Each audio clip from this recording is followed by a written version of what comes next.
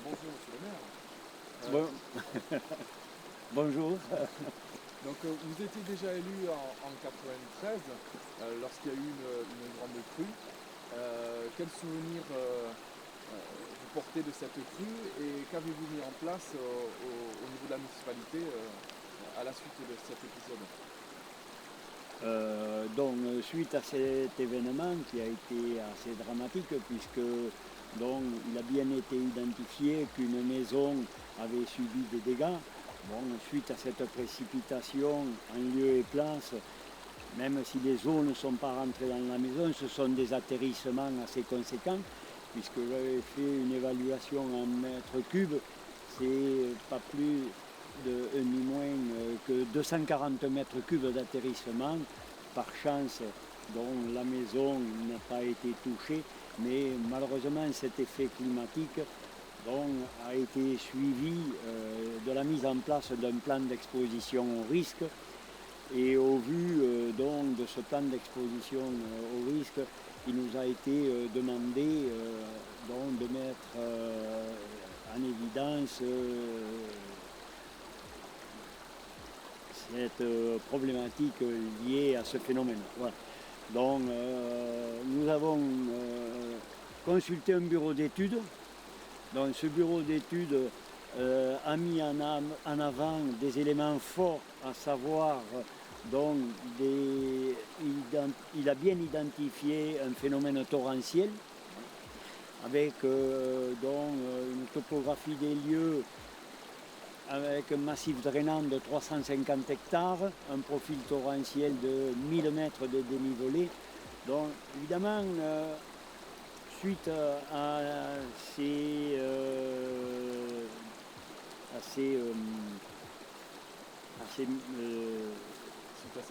suite à cette étude, évidemment, ça a été de notre part une grosse prise de conscience. Avec le concours de ce bureau d'études, dont évidemment nous avons sollicité des entreprises pour la réalisation dans un premier temps de travaux qui se sont opérés en phasage. Tant que nous étions dans le domaine dit domanial et privatif de la collectivité, nous avons pu établir les scénarios de travaux mis en évidence par le bureau d'études. Voilà, à savoir de porter le profil torrentiel, le profil de notre ruisseau à la simulation de la crue centenale. Nous sommes arrivés sur les lieux où nous sommes aujourd'hui, qui est le passage Aguet, puisqu'en lieu et place existait un pont. Donc ce pont qui franchissait d'une rive à l'autre avait un caractère de dangerosité, notamment il accumulait les embâcles et donc ce pont a été démoli et remplacé par le passage Aguet. Au-delà du passage Aguet, nous avons rencontré une situation dite de grosses difficultés, à savoir que nous n'avions pas forcément la maîtrise du foncier. Nous avions la volonté de continuer ces travaux, puisque la perspective en aval de cet écrêteur était la réalisation de ce qui est l'ouvrage fort et sécurisant de notre village, à savoir l'écrêteur de crue. Voilà. Ces difficultés liées au foncier nous ont conduit évidemment à une enquête d'utilité publique pour mettre en avant la volonté de la collectivité pour réaliser les travaux qui étaient définis par le bureau d'études. Donc, une fois réalisée l'enquête d'utilité publique, nous avons été succinctement confrontés à une expropriation. Voilà. Donc, dommageable dans un contexte difficile. Nous avons réussi à avoir la maîtrise foncière et à pouvoir continuer ce second phasage, à savoir la réalisation du chenal avant l'ouvrage principal, donc qui est cet écrêteur de crue, qui fait que, avec le scénario mis en évidence par le bureau d'études, au-delà, la particularité, c'est que le ruisseau, dans sa partie supérieure, est un ruisseau dit traditionnel, et que sur la partie au-delà de l'écrêteur, il a cette particularité qu'il est en surélévation. Donc malheureusement, avec un débit toléré à 3 mètres cubes seconde, sachant très bien que malheureusement les événements qui nous lient à des effets climatiques soudains peuvent être au-delà des fameux 3 mètres cubes seconde dont le bureau d'études avait mis en évidence. Et c'est là où vraiment l'écrêteur de crue prend son rôle majeur, puisque récemment nous l'avons vu fonctionner, et donc cet ouvrage a permis dériver les eaux dans des parties qui ont été identifiées à l'épanchement des eaux. Donc ce sont essentiellement des surfaces agricoles.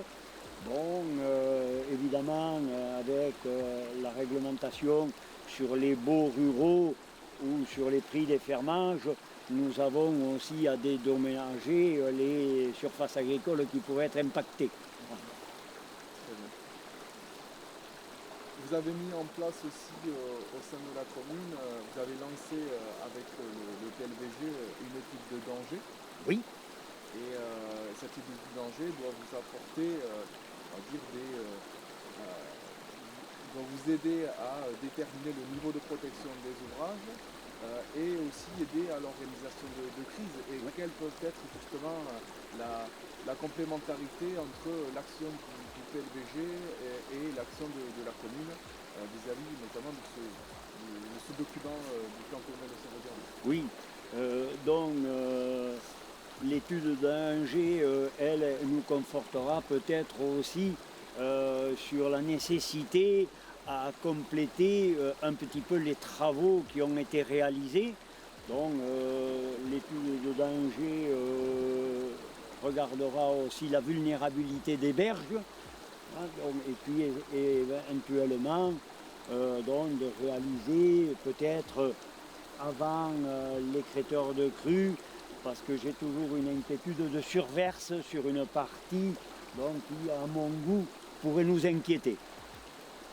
Ceci dit, au niveau des complémentarités liées au PLVG, évidemment, nous allons travailler en parfaite harmonie, et puisque nous, les élus, évidemment, sans le concours des équipes techniques, nous serions peut-être assez démunis.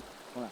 Donc, au niveau de la collectivité, nous avons à prendre en charge aussi ce plan d'intervention gradué, et où là, évidemment, la complémentarité PLVG collectivité, en fonction des phases qui nous lieront, à savoir vigilance, pré-alerte et alerte. Malheureusement, nous ne voudrons pas rentrer dans le scénario d'une alerte, mais il nous apparaît opportun que ces équipes du PLVG et de la collectivité travaillent en parfaite harmonie, éventuellement dans la prévention, dans la définition des moyens à mettre en place en fonction des événements climatiques. Vous pouvez nous dire deux mots sur le plan communal de sauvegarde? Alors, évidemment, le plan communal de sauvegarde qui nous lie, donc, évidemment, quand nous l'avons réalisé, ça a été un concours, évidemment, de travail en équipe, hein, puisque c'est directement lié à la responsabilité de la collectivité, puisque, évidemment, dans le plan communal de sauvegarde, c'est la responsabilité de la collectivité essentiellement, même si le PLVG amènera son concours au niveau des équipes techniques. Néanmoins, cette organisation du plan communal de sauvegarde, nous l'avons assez bien appréhendé, même si nous ne sommes pas encore rentrés dans un cas concret, expérimental, puisque nous n'avons jamais fait d'exercice un petit peu autour d'un élément qui malheureusement pourrait nous réunir. En cela, nous sommes un peu en situation de carence, nous n'avons pas fait un exercice préventif au scénario. Voilà. Donc, pour tester le dispositif. Voilà. Nous avons quand même apprécié les rôles de chacun, à savoir la position qu'occupe le maire, qu'occupe aussi ses collaborateurs et le RAG, voilà. Donc, et puis après les responsables de quartier. Alors au niveau modestement du plan communal de sauvegarde, notre système d'alerte paraît peut-être un peu précaire, mais néanmoins il a le mérite d'exister. Nous avons à ce titre-là réalisé des petites affichettes. Bon, nous avons officiellement une dizaine de lieux où dont ces affichettes sont consultables par la population. Les zones éparses du village également sont équipées d'affichettes et dans tous les lieux visibles de la collectivité, de passage, ces affichettes sont présentes sur notre territoire. Elles ont été réalisées récemment et sont modestement un premier système d'alerte. Et quelles sont les premières pistes d'amélioration que vous avez pu avoir avec le PLVG par rapport à la gestion d'une crue sur la commune, peut-être par rapport au système d'alerte qui pourrait être mis en place ici sur le passage à gué, du pluvomètre par le PLVG, voilà, quels sont les outils qui pourraient être... Alors, et évidemment, je faisais état de cette situation des affichettes, mais évidemment, il faudrait que nous allions plus loin dans la démarche. En ces lieux, avec le concours du PLVG, il a été proposé un dispositif d'alerte qui pourrait, en fonction des sondes, nous définir des niveaux où, évidemment, nous aurions à réagir par rapport à la situation et à l'événement en cours. Après, déjà, nous avons anticipé un futur équipement puisque, grâce au concours du SDE, il est prévu d'équiper d'une façon électrifiée ce futur système d'alerte que nous définirons ensemble avec les équipes techniques du PLVG.